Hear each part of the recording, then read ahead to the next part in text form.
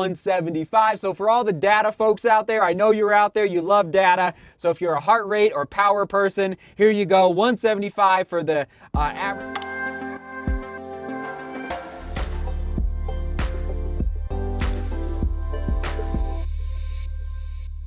Saucony Endorphin Shift, not the speed, there's the speed down there, Shift, full review. How's everyone doing? Happy Monday, hope you had a great weekend.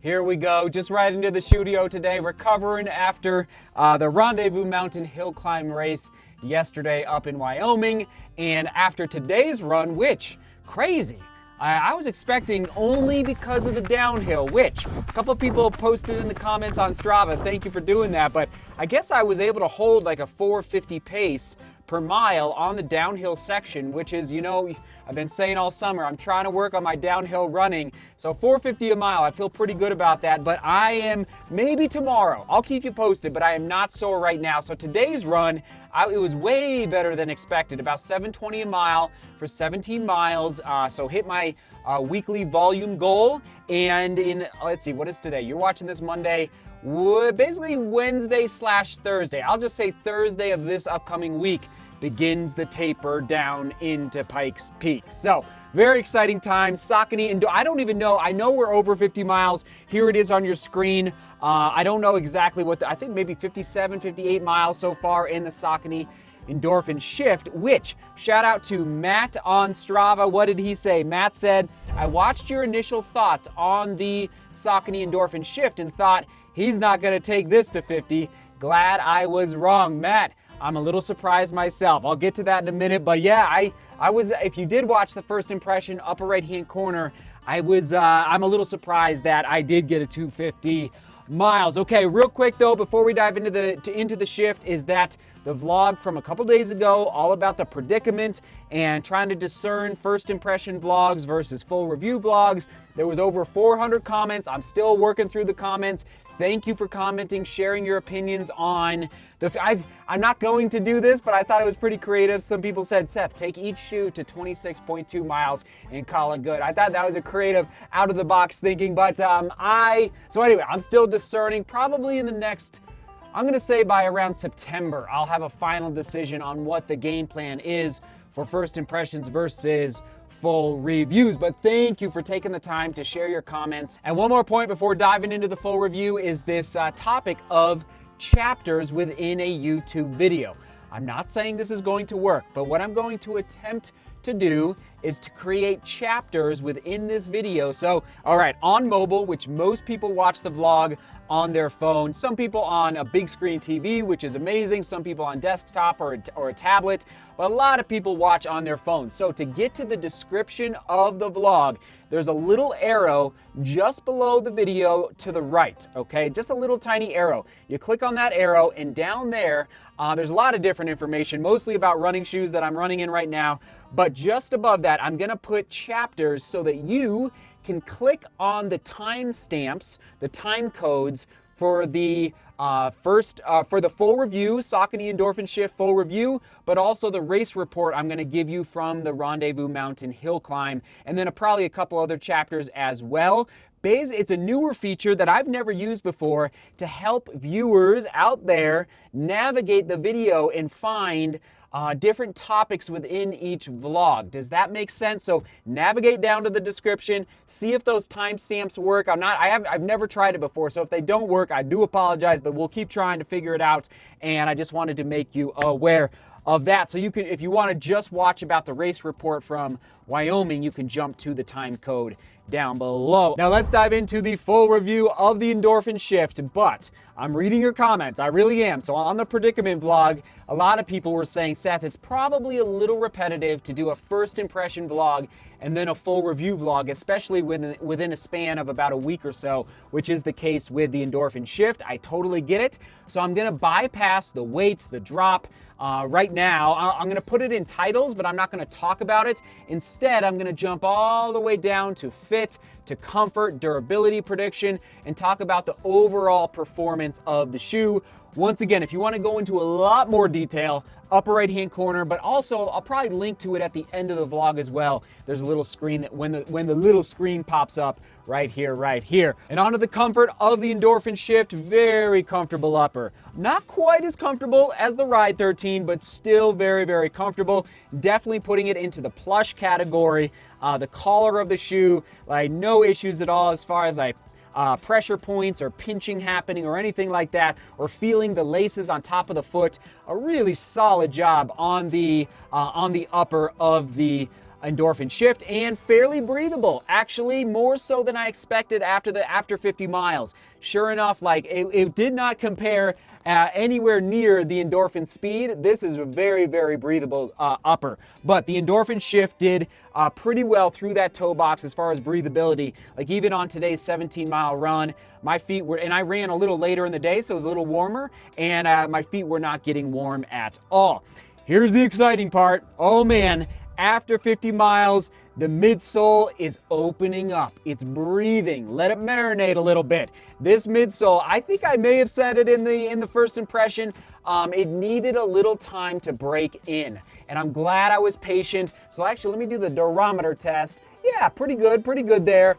Right out of the box, the first run, the midsole felt a little stiff, a little firm through the landing. I wasn't crazy excited about it, but sure, like after today's run, and I also mentioned that the shoe felt a little unstable because it is a 38 and 34 millimeter stack height with a 4 millimeter drop on the Endorphin Shift.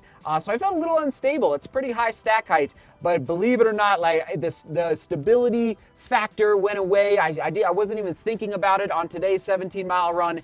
And once again, the midsole ride just felt a little softer, a little more responsive actually. And yes, let's go into the durability prediction. I'm gonna stick with my 700-mile plus durability prediction. I just think that I think the outsole rubber is solid, not too much, but solid enough. And I think this midsole, because it's not compressing I think it's going to go the distance. That might be a little generous.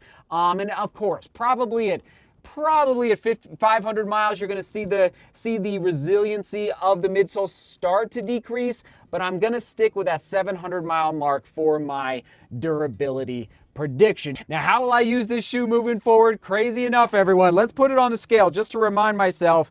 9.9 ounces in my size, so I'm a little shocked. I definitely was saying easy day shoe after the first impression.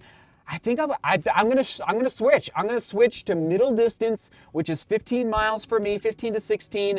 Today's run was a little further than middle distance, and then into long run category. Now, 9.9 ounces. It's a little heavy for a long run shoe, but not too bad. Now, who's it best for? I'm gonna stick with, if you like a little higher cushion that does not feel mushy, okay? This is not a mushy midsole. Again, it felt a little firm after the first run, but after 50 miles, it's starting to break in a little bit, so that is a good sign. And a shoe, we shall see. If somebody owns this shoe or is going to buy this shoe and you take it past 500 miles, make sure you send me an email. I would love to see the condition of this shoe after 500 miles. And onto that price point, $140. Not too shabby. If it was $130, I'd be doing backflips. $140 though is not too shabby. Would I buy it again? I actually would. Only because I think it does have some pretty good resilience built into the midsole. That is the only reason. Now, again, I mentioned this in the first impression. If they could just get rid of this overlay, or at least reduce the weight of it a little bit, I think this plastic overlay, which is supposed to help lock you into the heel pocket a little better, it's fine, but I just don't know if it's completely necessary for this Endorphin Shift. Other than that, I really have no complaints about this shoe after 50 miles. So yes, I would buy this again at $140. Final score, 7.9 for the score. Only the reason it didn't quite break through 8 is because of the weight of the shoe. It's just a little on the heavy side, and I think they could drop it below, drop that weight pretty good by losing this overlay. All right, vlog's not done. This is where we're gonna make the transition, and hopefully it works down below in the description once again with the chapters.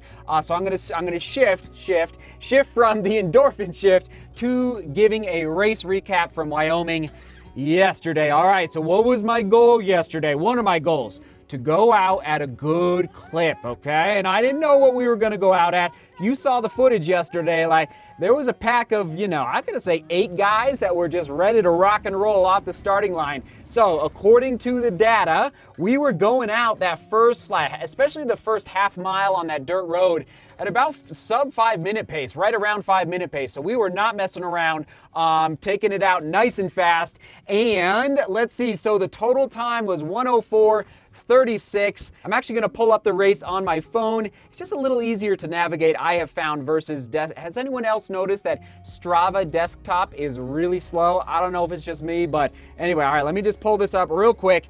Rendezvous Mountain Hill Climb view analysis. So 3,500 feet of vertical gain. It looks like my average cadence was 184.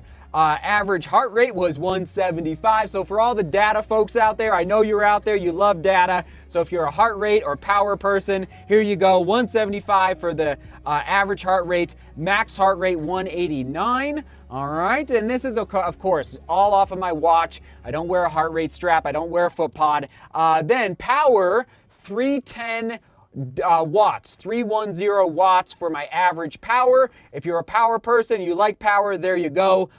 Keeping in mind it was, let's see, I think it was like 5.5 to the top, so 5.5 uphill, and then about 1.5 miles of downhill, roughly.